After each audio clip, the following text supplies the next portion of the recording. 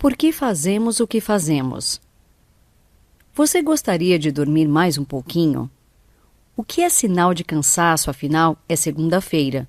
Provavelmente o final de semana foi movimentado, com festas, atividade física, viagem, e você precisaria de mais algumas horas até o corpo se recuperar de um esforço intenso.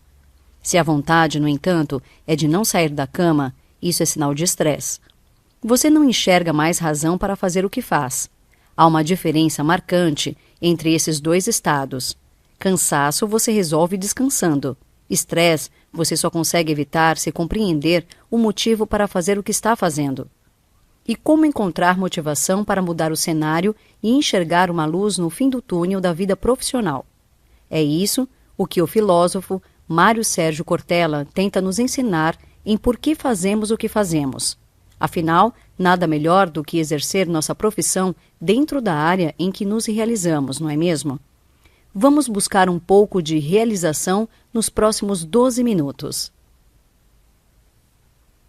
Vida com propósito. Um questionamento a ser feito antes de levantar da cama. Afinal de contas, por que fazemos o que fazemos? O que nos leva a acordar cedo todos os dias e ganhar a vida na empresa para a qual nos dedicamos? Quando a resposta se resume apenas a ganhar dinheiro, meu amigo, os resultados tendem a não ser tão bons assim. Se há propósito, objetivo, tudo muda. E essa deve ser uma busca diária, tanto nossa quanto das empresas. Pois, como um poeta já nos ensinou, de nada adianta perdermos tanto tempo em um ambiente desagradável para nós. A vida é curta. A importância do propósito. Uma vida pequena é aquela que nega a vibração da própria existência. O que é uma vida banal? Uma vida venal. É quando se vive de maneira automática, robótica, levando tudo numa rotina monótona. Segundo as tradições religiosas das mais variadas vertentes, as perguntas divinas a serem feitas para nós acerca de nossa vida, quando estivermos em outro plano, seriam: o que você fez? Fez por quê? O que não fez? Não fez por quê? O que fez e não deveria ter feito? Por que o fez? O que não fez e deveria ter feito? Por que não o fez? Você consegue respondê-las ou só almeja um paraíso profissional? Propósito. A palavra propósito em latim carrega o significado de aquilo que eu coloco adiante. O que estou buscando? Uma vida com propósito é aquela em que eu entenda as razões pelas quais faço o que faço e pelas quais claramente deixo de fazer o que não faço.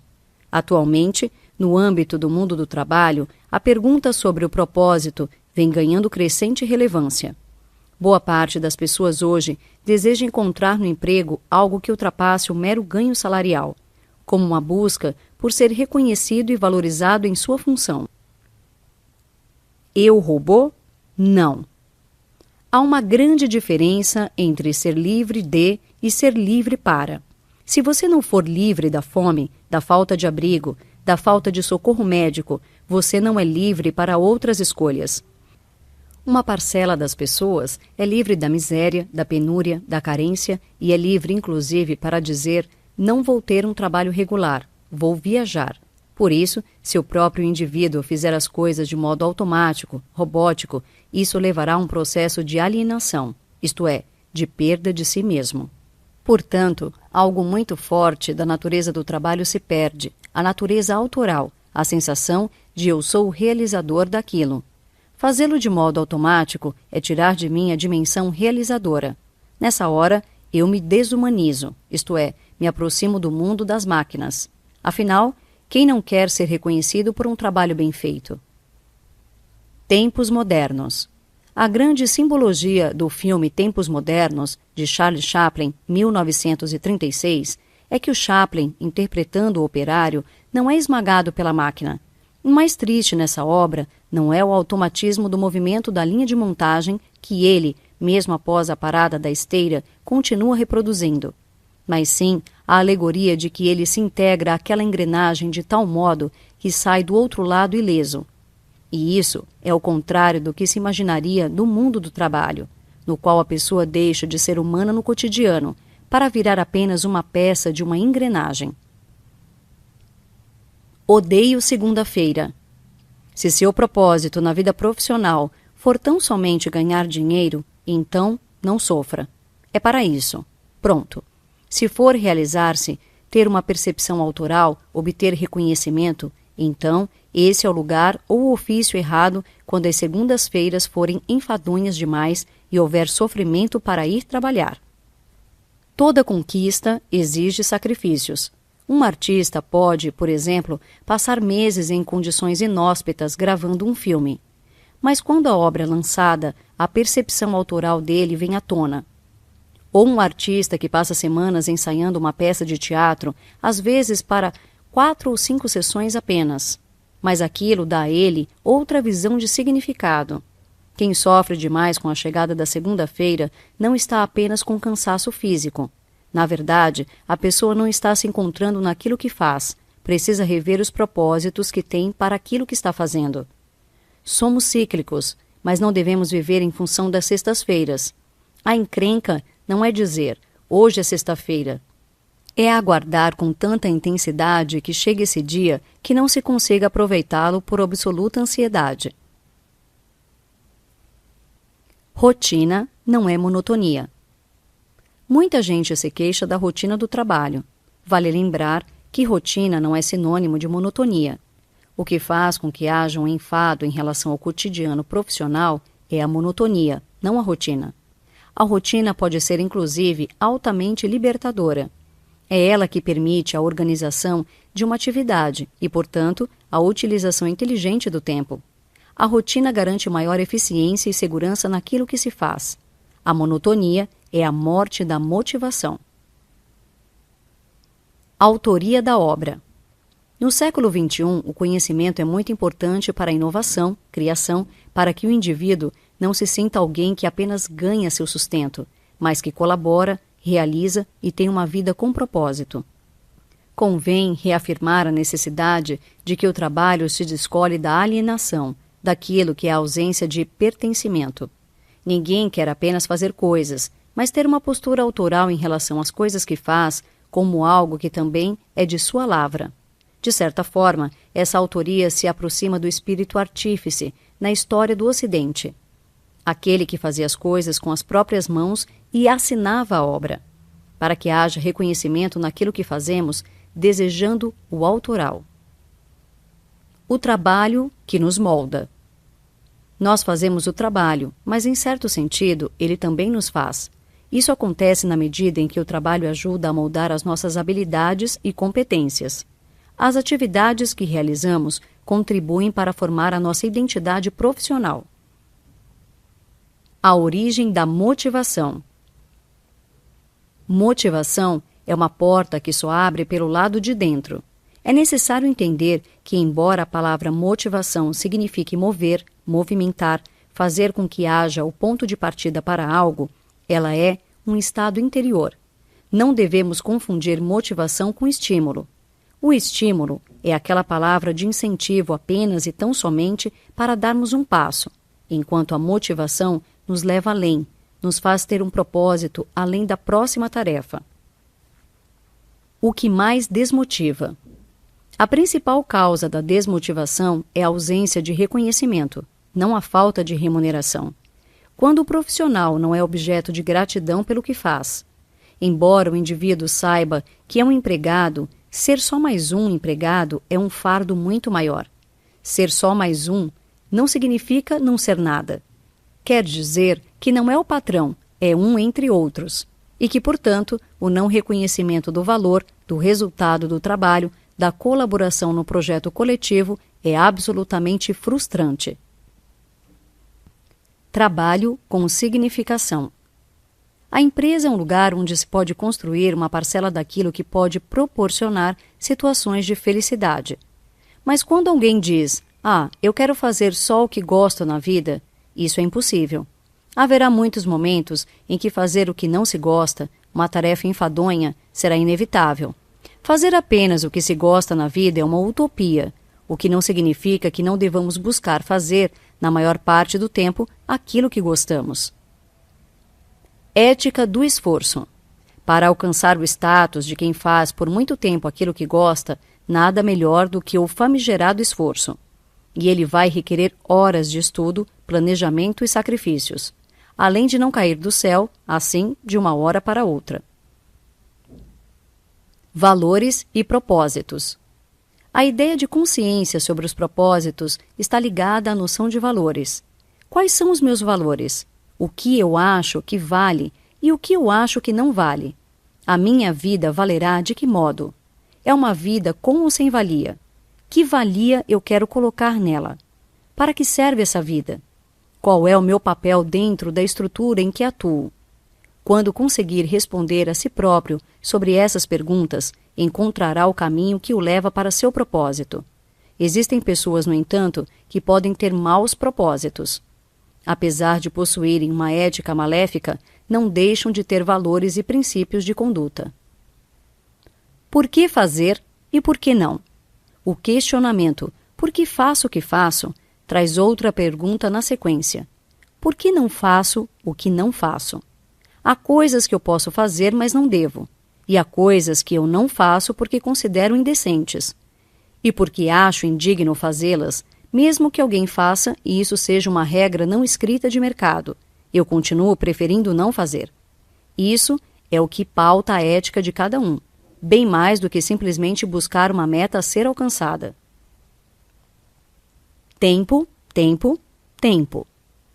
Como o trabalho ocupa uma parte significativa do nosso tempo, ele acaba se relacionando com outras dimensões da vida. A quantidade de horas que gostaríamos de dedicar à convivência com a família.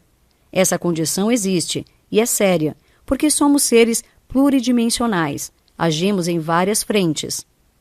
Quem não gostaria imensamente de ficar muito mais tempo com os filhos, a esposa ou o esposo? Mas se fizesse isso, não teria os bens à disposição que permitiria desfrutar de algumas situações com todos os nossos entes queridos, como a casa onde nos encontramos, o passeio que fazemos e etc. Para formá-los, a dedicação ao mundo do trabalho e do emprego necessita uma intensidade muito forte. Mas ao fazê-lo, há a restrição do tempo de convivência. E essa equação deve ser bem dividida, para que não haja nenhum prejuízo em nenhum dos ambientes tão importantes. Futuros e pretéritos. Sabe aqueles momentos em que procrastinamos, adiando tudo o que parece ser importante? Quando pensamos assim, um dia, quando tiver tempo, vou fazer aquilo de que gosto. Assim que tiver melhores condições, vou me dedicar ao meu sonho. O meu plano, quando me aposentar, é finalmente fazer aquilo que me dá prazer. Frases dessa natureza são muito comuns em pessoas que alimentam a ideia de um dia se livrarem das atribulações do cotidiano e, enfim, se ocuparem da atividade de que realmente gostam. Esse projeto está invariavelmente no futuro. Temos, como humanidade, a percepção de que um dia fomos felizes. Em determinado momento, quando éramos mais simples, foi construída uma percepção de Éden, onde já vivemos, e a ideia de que voltaremos a esse lugar. A procrastinação contínua é um distúrbio e não nos leva a lugar algum. Eu era feliz e não sabia.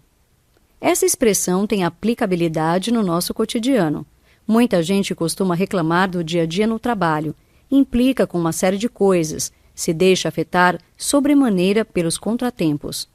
Mas, se por algum motivo esses profissionais forem afastados daquele ofício, começarão a sentir falta da rotina, do convívio, e os aspectos positivos ganharão destaque na memória. No mundo do emprego, o que entendemos como maçante, desagradável, era apenas um componente menor de um movimento muito mais frutífero do que aquilo.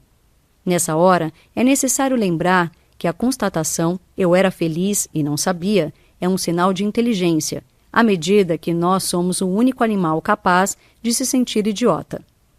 Porque nós temos uma consciência que é o tempo histórico, isto é, eu não vivo apenas o tempo, tenho percepção de passado, presente e desejo futuro.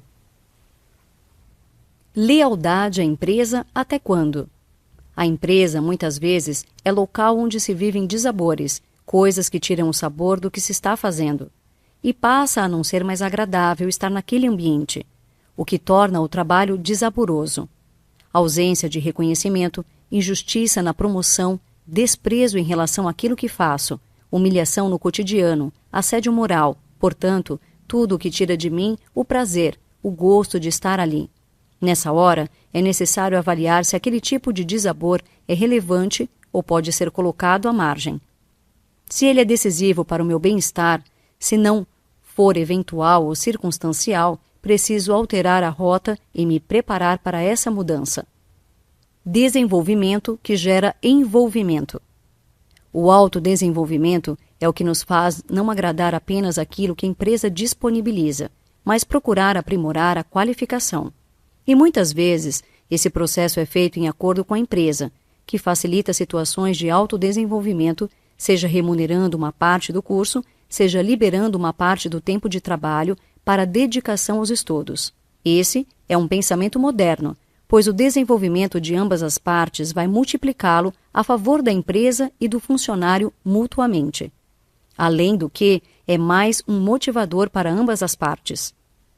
Motivação em tempos difíceis. Nesses períodos de baixa, como encontrar motivação para continuar em busca de melhores resultados? Ora, assim como aprendemos a viver a fartura, precisamos aprender a viver a restrição. Não é agradável ter restrição, nunca o é, mas aprender a lidar com isso faz parte da formação da carreira de alguém. Assim como, quando sofremos algum percalço na saúde e precisamos aprender a fazer dieta, a nos privar de comer alguns alimentos que nos dão satisfação. É preciso encontrar caminhos e compreender que são períodos. Organizações com propósito. Várias organizações são encantadoras. Apesar de não renegarem o lucro, encaram-no como resultado de um trabalho com desdobramentos benéficos no âmbito social comunitário. Não ambicionam um ganhar indiscriminado, independentemente do resultado da ação. É uma ação consequencialista, isto é, em que se avalia a justeza do lucro também pelo resultado que ele produz na comunidade, e não apenas como efeito da negociação de um produto ou serviço. Há pessoas que encontram na empresa uma função social, que não é focada exclusivamente na lucratividade, mas faz bem à comunidade. Esse é um lugar em que é prazeroso trabalhar, portanto, tem um nível de atratividade maior. Também é um lugar em que todos sonham estar, que há maior confiança entre seus consumidores. A empresa me sustenta, eu a sustento. Uma empresa precisa ter lucratividade, rentabilidade, produtividade e competitividade. A sustentabilidade nesses 4 tópicos advém de uma série de fatores: competência em seu setor, o tipo de produto ou serviço que oferece, a capacidade de planejar-se estrategicamente, os equipamentos de que dispõe, o posicionamento no mercado e a capacidade de analisar cenários futuros. Mas também depende essencialmente do modo como ela maneja o estoque de conhecimento que detém, por meio dos colaboradores. Ao investir em educação corporativa, não necessariamente a empresa estará mais bem preparada. Essa relação não chega a ser direta. O contrário, entretanto, é automático. Não investir na formação implica uma perda significativa da competência e da qualidade. Há uma clássica frase que todos sempre lembramos: se você não acredita que educação é um bom investimento, tente investir em ignorância. Não existe uma relação direta, linear, entre formação e aumento de competitividade. Num mundo totalmente complexo, seria reducionista pôr essa questão sob um ponto de vista exclusivo. Hoje, no entanto, as organizações que se diferenciam são as que não enxergam o trabalho das pessoas como commodity e priorizam a qualificação permanente de seus quadros. Notas finais. Paciência na turbulência, sabedoria na travessia. É com essa mensagem que Cortella nos expõe os diversos momentos que podemos passar em nossa vida profissional antes de alcançarmos aquilo que queremos por meio da motivação. Não adianta sonhar inutilmente que só iremos trabalhar naquilo que gostamos, como também não adianta levarmos o trabalho apenas como meio de ganhar dinheiro, sem pensar em projetos que nos satisfaçam além da parte financeira. E a parceria empresa-funcionário pode ir além do que apenas a folha de pagamento. É isso que faz a diferença no mercado de trabalho atual. A motivação vem de dentro de nós quando passamos a responder o que nos leva a fazer o que fazemos, o que nos leva a querer o que queremos. E se o filósofo começou toda a reflexão com palavras de Mário Quintana, nada melhor do que encerrar com um toque poético, que também deve estar presente em nossa caminhada profissional. Do amoroso esquecimento. Eu agora, que desfecho, já nem penso mais em ti, mas será que nunca deixo de lembrar que te esqueci? Mário Quintana.